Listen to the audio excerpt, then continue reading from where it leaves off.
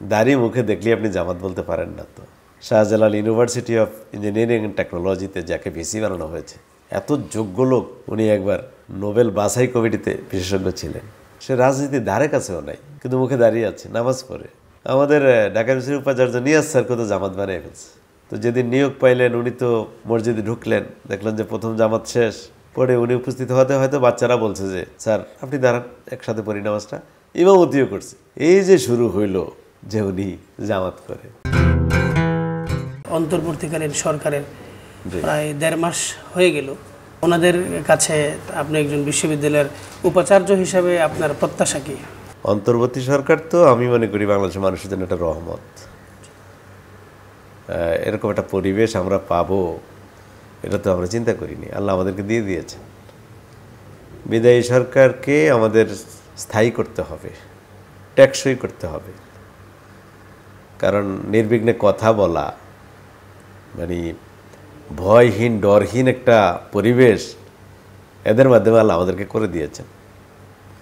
বিদায়ী সরকারকে টিকাতে হবে। এই সরকার যে 100% ত্রুটিহীন থাকবে তা না, তারপরেও তো অনেক কিছু পজিটিভ, অনেক কিছু মানুষ তাদেরকে স্বাগত জানিয়েছে। বিশেষ করে এই সরকারের যিনি প্রধান, ওনার তো আন্তর্জাতিক দুনিয়ায় একটা বিরাট গ্রহণযোগ্যতা। বাংলাদেশের দ্বিতীয় কিন্তু কেউ নাই যে বিশ্বমণ্ডলে এতটা গ্রহণযোগ্য। এবং ওনার কথা 2টা ভাষণ টেলিভিশনে দিয়েছেন, এত মার্জিত, এত গুছানো, মানে এত নমনীয়তা ওনার কথার মধ্যে, সত্যি আমরা আপ্লুত। তো বাংলাদেশে অনেক কিছুই আমার কাছে মনে হয় নতুন হচ্ছে। এই যেমন উনি টেলিভিশনে খুবই কম আসতেছেন এবং ভাষণগুলি কত গুছানো।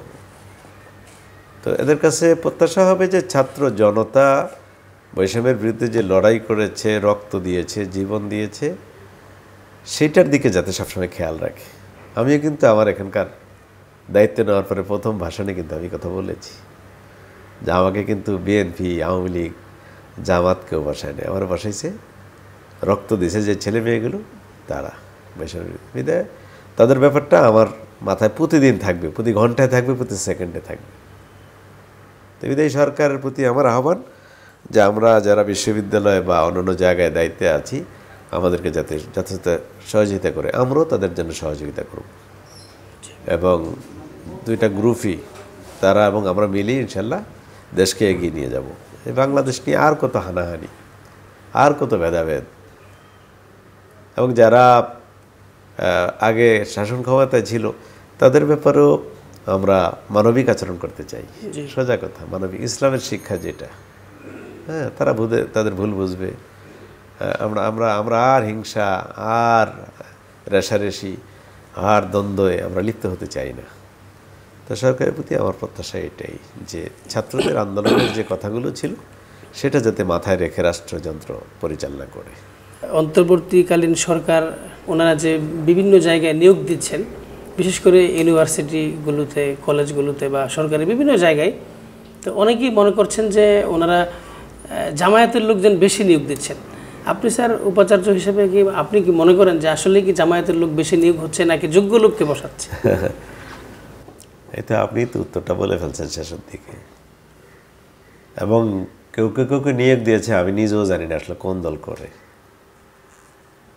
এই যে দাড়ি মুখে দেখলে আপনি জামাত বলতে পারেন না। তো বিশেষ করে Shahjalal university of engineering and টেকনোলজিতে যাকে ভিসি বানানো হয়েছে, এত যোগ্য লোক, ঢাকা ইউনিভার্সিটি অ্যাপ্লাইড কেমিস্ট্রির প্রফেসর, উনি একবার নোবেল বাছাই কমিটিতে বিশেষজ্ঞ ছিলেন। কথা বুঝতে পারছেন? সে রাজনীতির ধারে কাছেও নাই, কিন্তু মুখে দাঁড়িয়ে আছে, নামাজ পড়ে। আমাদের ঢাকা ইউনিভার্সিটির উপাচার্য নিয়াজ স্যারকে তো জামাত বানিয়ে ফেলছে। তো যেদিন নিয়োগ পাইলেন, উনি তো মসজিদে ঢুকলেন, দেখলেন যে প্রথম জামাত শেষ। পরে উনি উপস্থিত হতে হয়তো বাচ্চারা বলছে যে স্যার আপনি দাঁড়ান, আমরা একসাথে পড়ি নামাজটা। ইমামতিও করছে। এই যে শুরু হইল যে উনি জামাত করে। তো একটা লোককে এভাবে আন্দাজে অনুমান করে একটা দলের শেপ দেওয়া, ট্যাগ দেওয়া, এগুলি তো ঠিক না। ইসলামও এগুলি বৈধ মনে করে না। তো আমি তো এখানে বলবো যে বহু লোক আছে জামাতকে পছন্দ করে না, এরকম বহু ভাইস চ্যান্সেলর হয়েছে।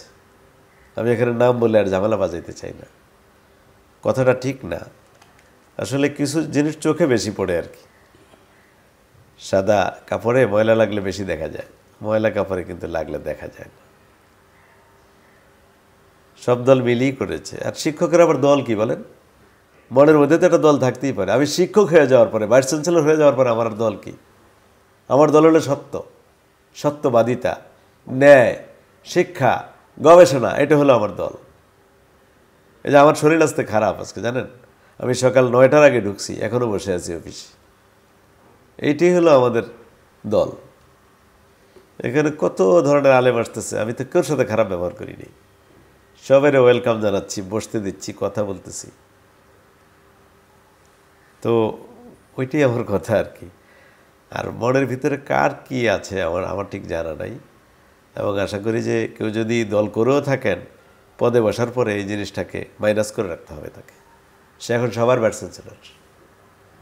1.5 মাস হয়ে গেলেও এখনও বাংলাদেশের শিক্ষা প্রতিষ্ঠানগুলো তাদের শিক্ষা কার্যক্রম পুরোপুরিভাবে চালু করতে পারেনি। এই ক্ষেত্রে কি স্যার শিক্ষা ব্যবস্থা ব্যাহত হতে পারে কিনা, বা শিক্ষার কোনো ক্ষতি, বড় ধরনের কোনো ক্ষতি হতে পারে কিনা, আপনি কি মনে করেন? ঢাকা বিশ্ববিদ্যালয়ে 22 সেপ্টেম্বর থেকে ক্লাস শুরু হয়ে গেছে। তা আপনার এই প্রশ্নটা আমার মনে হয় আমার ভ্যালিড না। অধিকাংশ public university, private university class আরও আগেই শুরু হয়ে গেছে। আর দেশে এত বড় একটা পরিবর্তন হইল, একটা বিপ্লব, একটা গণ অভ্যুত্থান, কিছুতে হ্যাম্পার হবেই। কারণ ছাত্রছাত্রীরা পড়াশোনা যারা করে তারাই তো আন্দোলনটা করেছে। তারা এখনও হসপিটালে অনেকে আহত আছে, অঙ্গ প্রত্যঙ্গ হারিয়ে ফেলেছে। আমি মনে করি হ্যাম্পার হবে না। একটু ছেদ হয়েছে, ইনশাআল্লাহ আমরা যে ক্র্যাশ প্রোগ্রাম নেই, কোনো সেমিস্টার 6 মাসের সেটাকে যদি 5 মাসে নিয়ে আসি, 4 মাসে নিয়ে আসি, ইনশাআল্লাহ এগুলো ওভারকাম করা যাবে।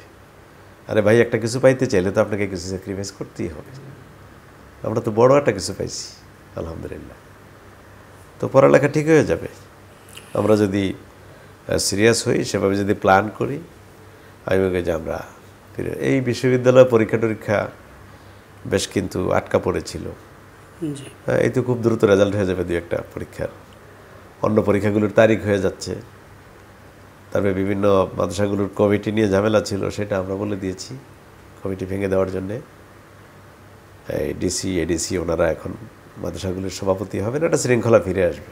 ইসলামী আরবি বিশ্ববিদ্যালয় প্রতিষ্ঠার পর থেকেই আমরা যতটুকু জেনেছি বা বিভিন্ন মাধ্যমে শুনতে পেয়েছি যে এখানে বিভিন্ন ধরনের অনিয়ম হয়েছে, এবং বিশেষ করে আলিয়া মাদ্রাসাগুলো ইসলামী বিশ্ববিদ্যালয়ের অধীনে। সারা দেশে আলিয়া মাদ্রাসার অনেক সংখ্যা রয়েছে। তো আলিয়া মাদ্রাসাগুলো শিক্ষার পরিবেশ ভালো নেই, এবং আলিয়া থেকে আলেম তৈরি হচ্ছে না। এই বিষয়টি নিয়ে অনেকেই কথা বলছেন, এবং ঠিক মতন ক্লাস হচ্ছে না, শিক্ষকরা ঠিক মতন ক্লাস নিচ্ছে না। এই যে আলিয়া মাদ্রাসার মধ্যে অনিয়ম, স্যার এটা কি স্যার এখন ঠিক হবে কি না আপনি দায়িত্ব নেওয়ার পর? ইনশাআল্লাহ আমি তো চেষ্টা করব, আল্লাহর উপর ভরসা করে সবাইকে নিয়ে আমি চেষ্টা করব। এবং আপনার কথার সাথে আমি একমত। মানে আলিয়া মাদ্রাসাগুলো বাংলাদেশে যে ভূমিকায় ছিল, যে ধরনের আলেম ওখান থেকে আগে বের হতো, শিক্ষকদের যে কোয়ালিটি ছিল, যে ধরনের রমরমা পড়াশোনা হতো, পুরা সমাজ কিন্তু আলিয়া মাদ্রাসা দ্বারা আলোকিত হতো। সেটা অনেকটাই ম্লান। আর এটা একদিনে হয় না, এটার জন্য সাবেক 2জন বিসিও দায়ী না আমি মনে করি। এটা কাঠামোটাই এরকম হয়ে গেছে আর কি। তো আসলে আমরা যদি আন্তরিক হই, সবাই যদি আন্তরিক হয়, শিক্ষক নিয়োগে যদি আমরা সেরা শিক্ষককে নিয়োগ দেই, এখানকার অফিসার, কর্মকর্তা, কর্মচারীরা যদি আন্তরিক হয়, সুন্দর সিলেবাস কারিকুলাম যদি করা যায়, রেগুলার যদি ক্লাসগুলি হয়, আমাদের কাজ তো এখানে বসে থেকে এইটাই, নাহলে এখানে কেন আসলাম? তাহলে ইনশাআল্লাহ আশা করা যায় আবার গৌরব ফিরে আসবে ইনশাআল্লাহ। আরবি বিশ্ববিদ্যালয়ে যে অনিয়ম হয়েছিল ইতিপূর্বে, এই বিষয়ে স্যার আপনি কি পদক্ষেপ নিচ্ছেন? আমিও শুনেছি, কিন্তু আমি চেয়ারে বসে তো এটা বিশ্বাস করা এবং আন্দাজে কথা বলা ঠিক হবে না। একটু তদন্ত করে দেখতে হবে। এবং আমি আমার ওই ভাইদেরকে বলবো, যাদের বিরুদ্ধে অভিযোগ আছে, আপনারা আল্লাহর রাস্তায় আজকে থেকে ঠিক হয়ে যান। ধরে নিলাম আপনি করছেন, এই কাজ আর করবেন না। কারো থেকে অবৈধভাবে পয়সা নেওয়া, চাপ সৃষ্টি করা, ফাইল আটকে রাখা, দীর্ঘায়িত করা, এগুলি যাতে আর না করে। হ্যাঁ, আমাদের কানে আসলে আমরা কিন্তু অ্যাকশনে যাব। এটি আর কি। এবং আমি কিন্তু এখানে এই জিনিসটা খুব সিরিয়াসলি দেখব। এই জন্যে কিছু লোকের সহযোগিতা খুব দরকার, আপনাদের সাংবাদিকদের দরকার। এই আমি একা চিল্লাইলাম, সবাই আমার বিরুদ্ধে, তাহলে তো হবে না। কিছু লোককে পাশে থাকতে হবে। এইভাবে তো চলতে পারে না। যদি অভিযোগ সত্য হয়, এটা হইতে পারে না, তো এটা পরিবর্তন করতে হবে। আগামী নির্বাচন কতদিনের মধ্যে হবে বলে আপনি মনে করেন? এবং না, আমি টাইম ফ্রেমের কথা বলতে চাই না। এই সরকার আমার মনে হয় সব সংস্কার করে গুছগাছ করে তারপর দিবে। দেখেন, এই মুহূর্তে ধরে নির্বাচন দিল যে 15 দিন পর, এখন নির্বাচন কমিশন হয়েছে? হয়নি তো। তো বিধায় একটু গুছগাছ করুক, সংস্কার করুক, এত তাড়াহুড়া কেন? এই পরিস্থিতি আমরা পাবো এটা কোনোদিন ভাবছি? এরকম একটা সুন্দর পরিস্থিতি পাই, সেটা এনজয় করি না, একটু উপভোগ করি। সময় হইলেই আমি মনে করি যে তারা দিয়ে দেওয়া উচিত। তাদেরও বেশি দিন থাকা উচিত না। এরকম সরকার বেশি দিন থাকলে আবার অসন্তোষ হয়, তাদেরও আবার একটা লোভ জেগে যায়। বিগত আমরা কেয়ারটেকার সরকারকে লম্বা হওয়ার পরে দেখেছি, কিন্তু বিভিন্ন অভিযোগ এসেছে। তাই মনে করি যে এরা অনেক ভালো কাজ করছে। সুনাম থাকতে থাকতে একটা সময় নির্বাচন দিয়ে, গণতান্ত্রিক নির্বাচন, এবং সামনের নির্বাচনটা এত চমৎকার হবে, মানুষ মন খুলে ভোট দিতে পারবে, তার রায় প্রকাশ করতে পারবে।